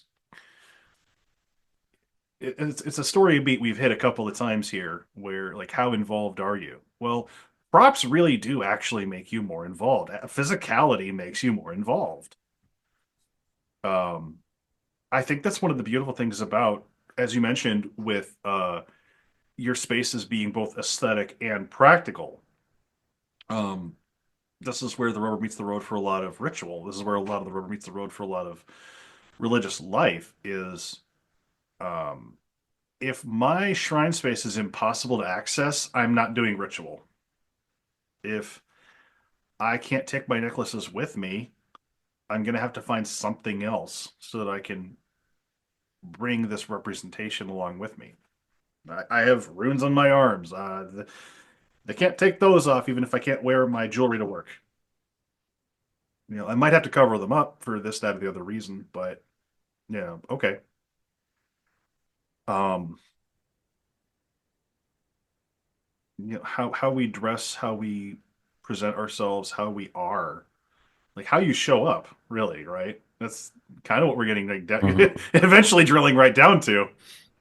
It's the showing up, and then it's being present, and then also that line between actively being present and then getting lost in the moment, which I think also goes back to that idea that I know I've kind of mused over and hypothesized about before, with the difference between kind of meditative states and ecstatic states, where kind of if you're meditative, you're kind of actively present in the moment, whereas ecstatic states, you're lost in the moment. So kind of if you're actively mindfully experiencing artwork, whether it's listening to music or looking at a painting or watching a film or playing a game or whatever, then you're kind of aware of the fact that that's also happening. Whereas if you're completely lost in it, then you're completely immersed in this thing, and any sense of time's out the window, any sense of space is out the window, just as with ecstatic rituals and rites and things.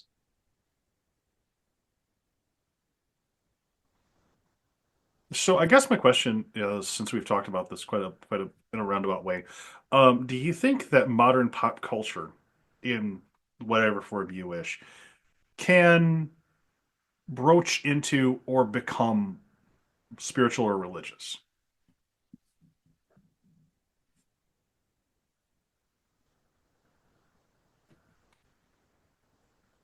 I mean, yes, there's pop culture paganism is a thing. So I'm not sure when you say can modern pop culture become spiritual or religious? Like I think So religion is like started out with pop culture, like to be in a way of myth sharing, storytelling, and that leading to plays and skits and rituals and like so I think in a way there is it starts out as I don't know if there's a lot of nuances to that, but I think that is an aspect of religion from the beginning to a certain extent. Maybe not every religion, but it's not an uncommon aspect of a lot of religions. Yeah, I mean, I was thinking when you asked, can pop culture be religious? I was kind of thinking, well, I know for a fact that they're making cartoons for Muslim kids, and Disney had that film a couple of years back that I'm blanking on the name of, which was based around Dia de los Muertos. Coco? Coco, yes. Coco. Which is, that's a very Catholic film. Like, yeah. I guess what I'm getting at is, maybe this is a modern thing. Maybe because if you take the tack that pop culture is the myths and the legends that we tell each other, sure, pop culture makes sense in that card. I think maybe it's the artificiality or the materiality that we are awash in that I asked that question on, because it's one thing to have like I say a David Lynch film, and it's meant to be an experience. It's crafted to be an experience. You're meant to experience it in whatever that is. Okay. So that kind of cynical, very corporate, very mainstream, very much kind of the shallow pop culture that is kind of, the Pepsis and the Cokes and the Disney's Marvel Avengers, and you're talking about that, and can that have kind of a spiritual element to it? Right, because we've gone roundabout where, if AEW is your thing, that's totally cool. You're not expecting it to be actually Shakespeare is not a very good comparison because Shakespeare and AEW I think could be very similar comparison. Of a kind. You know when Romeo drop kicked that guy so he could go be with Juliet, yeah, and then he died because he chokeslammed himself. Yeah. Yeah. I think it's a great comparison actually. Yeah. You know how Macbeth became king because he drop kicked that guy through a window? I would say, Saranth, that it goes back to choice. I think there are a lot of things and we can use them in different ways, and it's up to how we choose. Like, I don't see anything wrong with pouring out a glass of Diet Coke for an offering for a specific spirit that I have a relationship with, if I feel like that spirit might like that, or if I really like that and that's my way of sharing something that brings me joy with that spirit. Now, I haven't really done that in that I remember specifically with like Diet Coke, but I think it's definitely doable. And so I think we can choose to bring things into our religious sphere that might be from the pop cultural sphere. But it's like a choice. I mean, sphere. Macbeth speared that guy through the ropes, and then that was how Banquo died. Yeah. I think for me, the two big points there are, or the two big kind of things to touch on with that question, are entry points and staying power. So, I mean, we've seen it with heathenry time and time again, where people's introduction to heathenry is from Marvel's Thor, whether it's the comics or whether it's the film adaptations or whatever.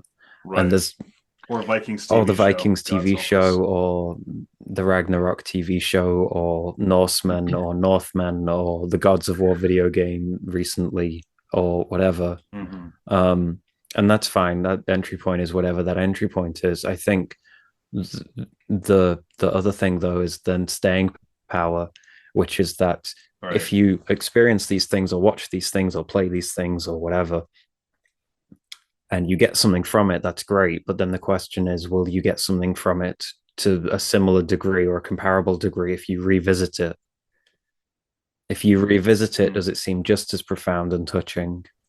Or do you kind of feel like you got everything that you were going to get out of it because it was a one and done thing, and now you need something else? And at that point, do you go back to them and ask for whatever the sequel is? Or are you looking for something that's maybe a bit chunkier, generally, anyways? I suppose the angle I was starting to take it in, and I didn't realize this until we talked it out, because these points seem kind of obvious now that we've talked this point out a bit. Of course, but one of the things that came to mind as we were talking about pop culture and ritual and all that is how we're nested within this larger society. And there's this disruptive element to paganism just existing. Like, paganism is inherently political. Anybody who says that paganism isn't political, I kind of side-eye, because you're existing within an overculture that is hegemonically Christian, overwhelmingly white, etc.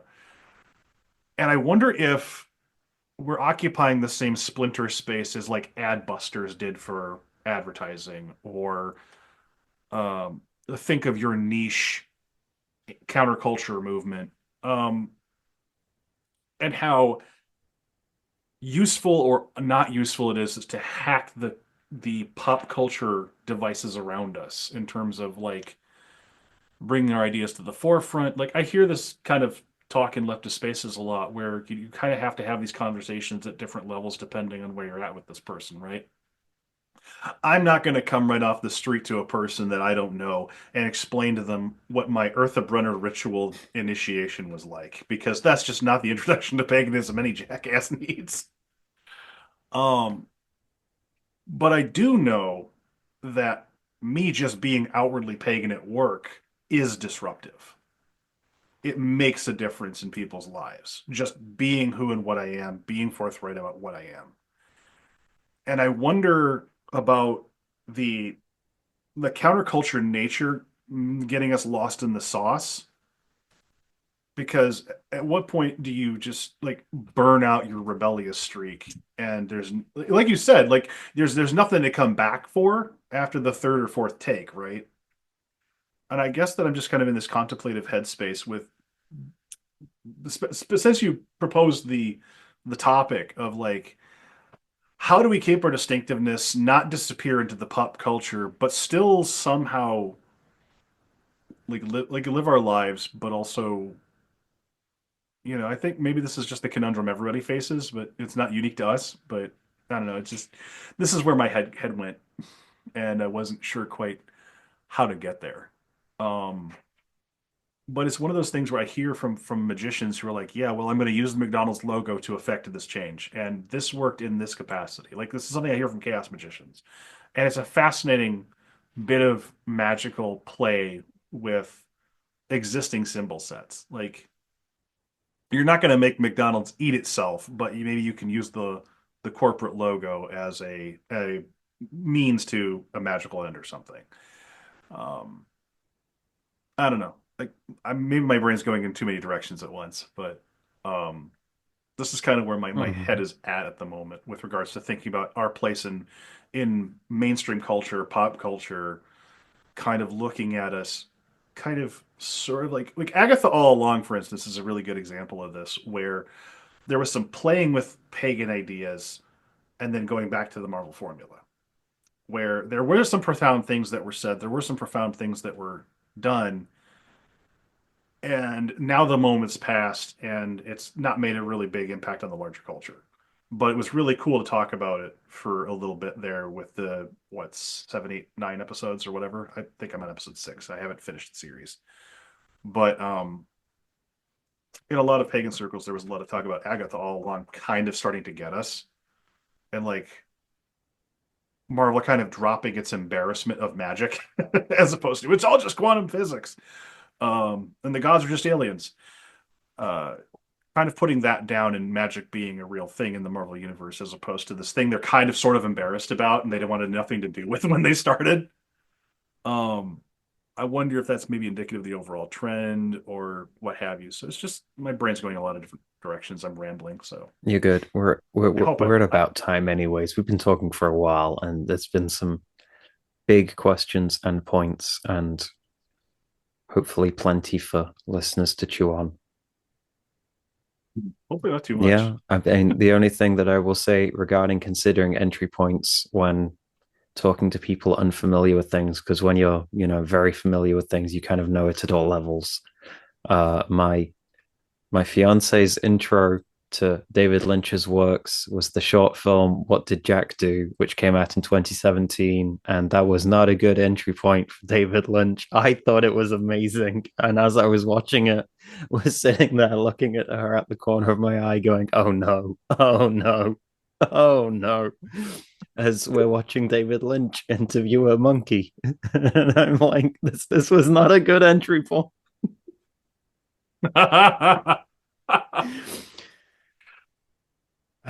So yes, consider entry points, consider active and passive participation and engagement in things. Anyone else have anything they want to add before we wrap up? No, I think I've talked a lot, so Cool. I think I'm good. Emily, where can people find your things where you talk? They can find me currently at streakingfate.wordpress.com. And you can find my stuff via linktree/snowthegoth and my music and where I be. And I am also on the Around Grandfather Fire Discord server, which you don't have to be on the Patreon to join. It's a fun old time. Hey, Sarenth, what about you? Where do you be doing the things? You can find me on patreon.com/Sarth Odinson. You can find my new Substack on sarth.substack.com. You can find me on sarth.wordpress.com. You can also find me as a co-host on Three Pagans on Tap on YouTube. Our next live show is this coming Tuesday, the 4th at 7 p.m. Eastern Standard Time. We're going to be having our guest Hawk on yet again to talk about animism, death work, and all of those lovely, lovely topics. And we're going to be exploring Hawk's perspectives on animism and death work, and hopefully expand from just the small to the big as we go through. So Three Pagans on Tap this February 4th. That's all the places you can find me. If you want to support the show, we are at aroundgrandfatherfire.com, and you can also go to patreon.com/aroundgrandfatherfire, and anything and everything you give is greatly appreciated. And even if you don't, just listening helps, and any reviews and ratings also help. 100%. So I want to thank all of our listeners, all of our Patreon members, all of the people who have come to sit down around the grandfather fire and talk with us. And we will see you next time around the fire.